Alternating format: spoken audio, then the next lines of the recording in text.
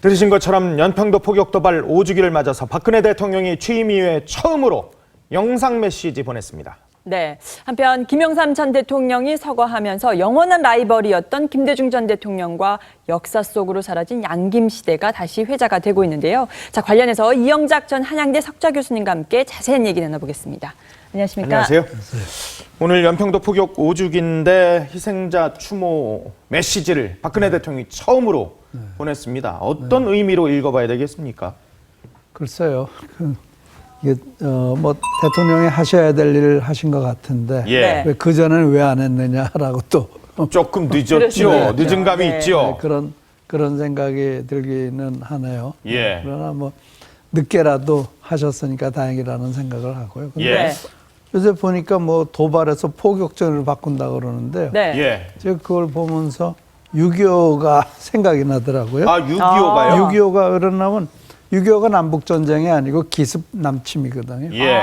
네, 기습적으로 일요일 날 새벽에 남침한 거란 말이에요. 그래서 예. 그렇다고 본다면 기습 포격 도발이란 말이 더 옳지 않을까 이런 생각을 아하, 해봅니다. 포격전보다는 네, 포격전이 아니죠. 포격 도발을 했죠. 예. 네, 그 도발에 응전을 한 것이지 우리가 시작을 한 게 아니고 우리가 북한에 어떤 뭐 빌미를 준 것도 아니지 않습니까? 그렇죠. 예. 네, 그래서 저는 그 포격전이라는 말보다는 기습 포격 도발. 하하. 남침도 기습 남침이거든요. 예. 그래서 그와 맥을 같이 하는 것이 어떨까 싶습니다. 자, 이제 좀 김영삼 전 대통령 서거 소식으로 네. 좀 네. 넘어가 보면요. 네. 자, 이 김영삼 대통령의 묘소가 서울 현충원 장군묘역 인근인데 DJ 네. 김대중 전 대통령 묘역과 불과 300m 거리에 예. 이렇게 네. 떨어져 있다고 합니다. 그만큼 사실 생전에 경쟁자이면서도 동지의 관계를 지금 이어갔지 않았습니까? 근데 이제 양김 시대가 막을 내렸습니다. 그 의미를 좀 설명해 주신다면요. 글쎄요. 그 우선 이 독재라는 것은 선과 악에서 구분이 분명하거든요. 예. 그러니까 악이라는 거니까요. 그래서 그 김영삼 대통령의 그 악에 대한 투쟁, 예. 네. 그거는 굉장히 분명했죠. 네, 그래서 정말 그 선악 구분을 확실하게 그걸 해서 단독대 투쟁을 하신 분이고. 예. 그러나 그래서 그분한테는 큰 논리가 필요 없었던 것 같아요. 네. 그러나 DJ는 네. 이 반독대 투쟁에까지도 선악이 분명한 선과 악이 분명한 데에서도 논리를 세워가지고 투쟁을 하셨다. 그것이 아하. 굉장히 두 분이 굉장히 달랐고요. 예. 그리고 제가 그래서 그런 의미에서 본다면은 YS는 격동기의 지도자다. 격동기요. 네, 그러니까 그 반독재 투쟁이라는 것이 그게 정말 그 엄청난 투쟁 아닙니까? 예. 네, 그래서 그 격동기와 전환기의 지도자였다. 그러니까 메시지가 극히 간단해도 국민을 그쪽으로 다 모을 수 있는 예. 그런 힘이 있는 거죠. 그래서 YS는 그런 지도자였다. 근데요, 제가 이 3당 통합이라는 것을 다시 평가해 봐야 되지 않나 이런 생각을 해요. 어떻게요? 이제 미국의 예를 들면요. 미국이 그 독립전쟁을 하고 나서 미국 인구의 3분의 1은 독립전쟁을 반대를 했고, 예.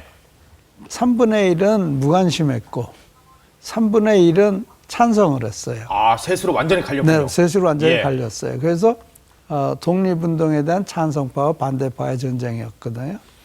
이렇게 본다면은 이 소위 좋게 말해서 산업파, 과거에 이제 그 공화당 또는 민정계, 네. 그 사람들은 독재와 손을 잡았던 사람들이고, 네.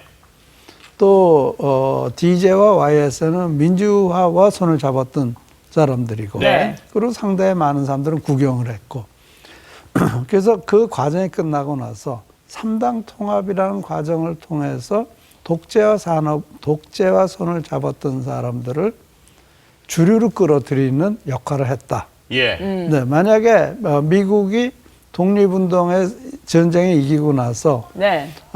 독립을 지원했던 사람들과 독립을 반대했던 사람들 간에 지속되는 반목이 있었더라면 네. 미국이 절대 발전 못했을 거예요. 예. 네, 그런 시각에서 본다면은 YS가 3당 통합을 함으로써 이 정말 반독재 그러니까 반독재 세력과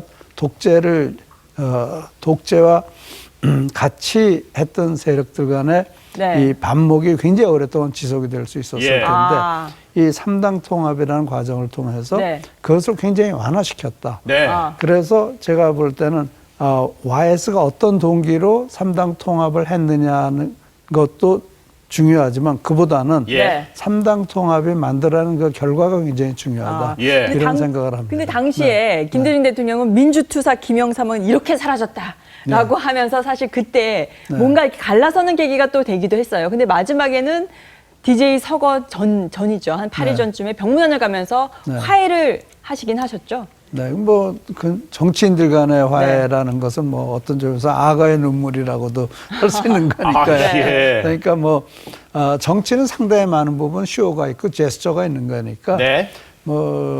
저는 그 이상의 그 어떤 가치는 두지 않지만 그러나 두 분이 제가 볼 때는 동반자였다.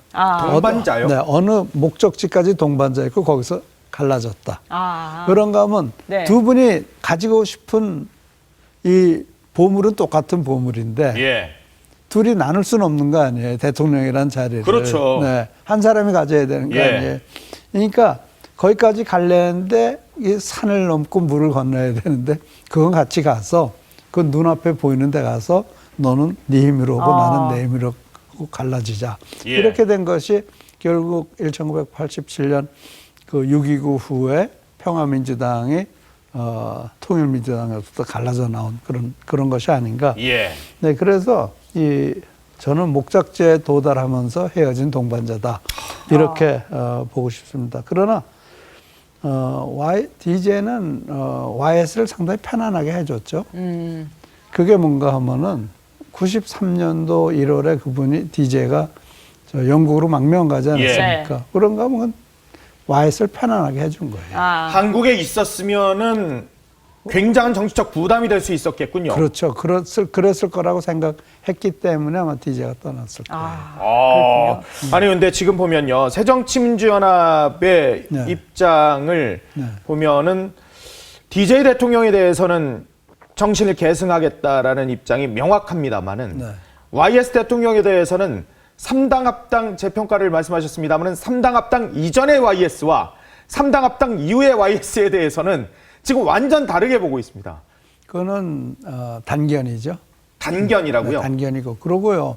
원래 YS는 과거부터 민주당의 구파고 DJ는 심판입니까? 예. 네, 그러니까 YS와 DJ는 뿌리가 다른 사람들이에요. 네, YS와 DJ는 뿌리가 다른 사람이라는 걸 생각으로 또 YS는 그 자유당에서 시작해서 예. 민주당으로 간 사람이거든요. DJ는 처음부터 민주당에서 시작을 했고 네. 이제 그런 게 좀 다른 점이 있긴 하죠. 그러나 3당 합당을 우리가 그냥 놓고 평가를 했을 때는 예. 일반적인 평가가 오를 수도 있지만 이제 시간이 지나고 나서 보니까 또 내가 미국의 그 사례를 보니까 네. 이 3당 합당이라는 것이 정말 그 한국의 그 과거 독재 정권, 독재로부터의 탄압으로부터의 어떤 굉장히 중요한 치유 과정이 됐다. 예. 이런 생각을 합니다. 네. 라이벌 관계를 좀 말씀해 주셨는데 저는 이 말이 좀 와닿더라고요. 서른 의원이 했던 말인데 DJ와 김영삼 대통령과 김대중 전 대통령의 그 사석에서 한 말을 두고 사석에서는 사실 두 분이 말을 놓고 지내는 사이다라고 하면서 퇴임 후에 김대중 전 대통령이 김영삼 전 대통령에게 내가 먼저 죽든 YS가 먼저 죽든 서로의 장례식장에 가장 먼저 달려올 사람은 우리 예. 둘뿐 아니겠냐. 네. 그러면서 어찌됐든 우리들은 잘 지내야 한다. 이렇게 말씀하셨다고 하더라고요. 뭐 그런 말씀이 얼마인지 하실 수가 있겠죠. 그러나 DJ는 사실 YS를 또 다른 면으로 도와줬는데 네. 그게 1994년 첫 번째 핵 위기 때. 네. NPT 탈퇴하고 뭐 이럴 때요, 북한이요. 네. 그래가지고 핵 위기 때 뭐 미국이 북한을 침공하느니 공격하느니 그런 얘기들이 예. 막 떠들고 그랬거든요. 예. 근데 그게 뭐 실질적으로 얼마나 가능했었는지 잘 모르겠는데요. 근데 그때 DJ가 제가 오늘 오기 전에 다시 한번 확인해 봤어요. 예. DJ가 YS가 김일성과 정상회담을 해야 된다. 네. 이런 얘기를 계속해서 했어요. 미국에서도. 그래서 그때 제가 이런 얘기를 했어요. YS가 김일성과 정상회담을 한다면은 노벨 평화상은 그리로 갈 텐데요. 내가 그런 얘기를 했어요. BJ 대통령한테 그 말씀하셨다고요? 네, 네. 미국에 오셨을 때. 예. 네. 그래서 그럼 그렇게 해야지. 네. 그래요? 아, 흔쾌히요? 네. 그래서 내가 어떻게 생각을 해보니까 네. DJ는 그렇게 말씀을 하신 기억은 없는데 YS가 자기가 대통령 길을 놨다고 생각했을 가능성도 상당히 있어요. 그러니까 실제 남북 정상회담은 하지만 김일성이 사망하면서 그러니까 사실 무산이 되긴 했었죠. 네, 그렇죠? 김일성 네. 주석이 사망하는 바람에 무산이 되긴 했지만 적어도 그 내셔널 프레스 클럽에서 연설하신 연설 내용에 그런 말이 나와요. 네, 그래서 김영삼 대통령이 김일성과 정상회담을 해야 된다. 이런 얘기가 있어요. 물론 그 전에 이제 지미 카터를 미국의 대표로서 북한에 보내야 된다는 얘기도 있고, 네. 그다음에 YS가 그러니까 YS는 굉장히 대북 강경론자였지만 네. 결국 DJ가 그런 제안을 함으로써 YS를 어느 정도 상당히 그 온건론자로 만들었죠. 그렇군요. 지금 뭐 야당이 또 조문 때문에 조용하긴 합니다만은 네. 그 가운데서 물밑에서 계속 문안팡년대 네. 요거 얘기가 계속 나오는데 그 핵심에 또 지금 안철수 의원이 지금 서 있습니다. 이 조문이 끝난 다음에 입장을 밝히겠다. 네. 어떤 선택을 해야 되고 이게 좋은 수입니까? 문안박연대? 누구한테 좋은 수란 얘기예요? 문재인 대표 혹은 박원순 시장? 안철수 박원순 시장은 뭐 관계가 없는 거. 그러면 차기 총선에 자기 어떤 영향력을 발휘할 수 있는 위치가 전혀 아니니까. 네. 그리고 뭐 박원순 시장이 새정치민주연합을 뭐 공개적으로 후보를 지지할 수 있는 입장도 아니고 또 자기 사람들을 밀어넣을 수도 없는 거고 아마 문재인 대표와 합의가 되면은 몇 사람 박원순 사람들 몇 사람들 공천을 주겠죠. 아마 그런 정도의 이제 리워드가 있겠죠. 네. 그런 걸 바라고 아마 박원순 사람들이 자꾸 그 하시는 게 좋지 않겠습니까? 라고 얘기할 가능성이 있을 거고요. 그러나 안철수 의원으로서는 얻을 게 없죠. 얻을 게 없어요? 뭘 얻어요? 혹시 그래도 내년 공천에서 자기 사람을 좀 이렇게 그거 하지 말라고 그거 지분 나눠 먹게 하느냐고 문재인 대표 그러지 않았습니까? 결국은 이것도 문재인 그러니까 친노 측의 꼼수죠. 그러니까 지난번에 혁신위원회, 네. 혁신위원회 만들어서 뭐 몇 달 끌어먹었잖아요. 그게 뭐 된 게 뭐 있어요 지금? 네? 사실 박지원 의원도 똑같은 말씀을 하셨어요. 생각 하나도 없어요. 했는데. 그러니까 이것도 그냥 꼼수죠. 결국은 문재인 대표가 당권 안 넣고 공천권 안 넣겠다는 거거든요. 모양은 만들어 무슨 모양이 되든지 간에 정말 뭐 좀 우쭈거리 갈아입었다고 뭐 사람이 달라지는 거 아니잖아요. 네. 그러니까 저는 이거는 순수한 꼼수라고 생각해요. 실제 윤여준 전 환경부 장관도 오늘 오전에 라디오 인터뷰에서 이런 말씀하셨네요. 국민이 요구하는 것은 근본적인 변화인데 양복을 바꿔 입고 새 사람이라고 하면 그것은 국민을 속이는 것이다.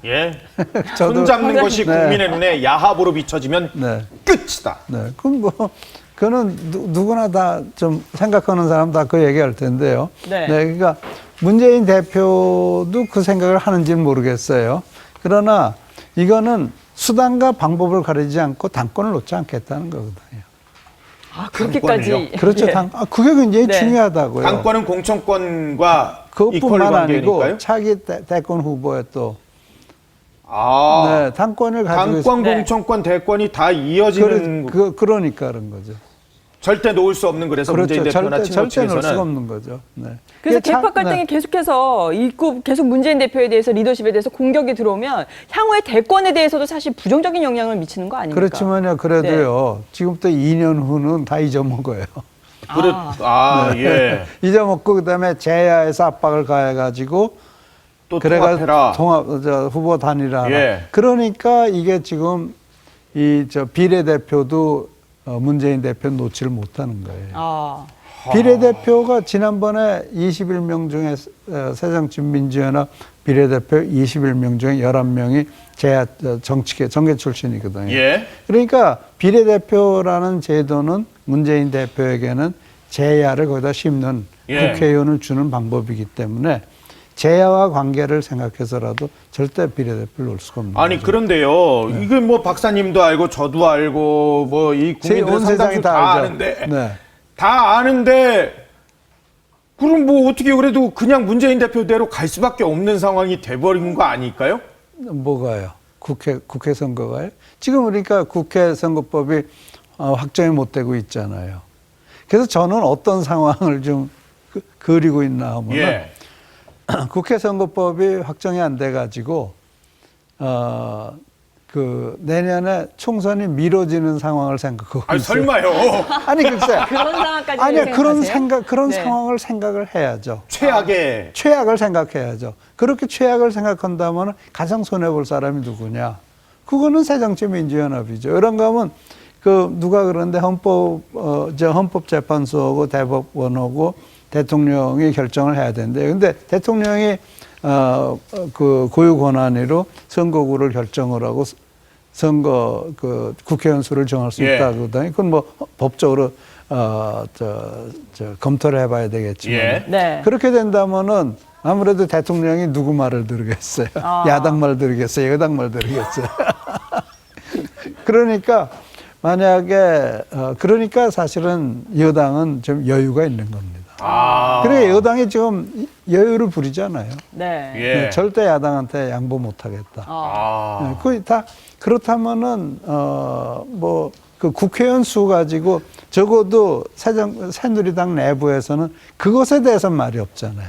그렇죠. 네, 그러니까 결국은 그 새누리당이 여유를 부릴 수 있는 어떤 법적 근거가 있지 않나 이런 생각을 해보는 겁니다. 그렇군요. 알겠습니다. 지금까지 이영작 한양대 석좌 교수와 말씀 나눠봤습니다. 감사합니다. 고맙습니다.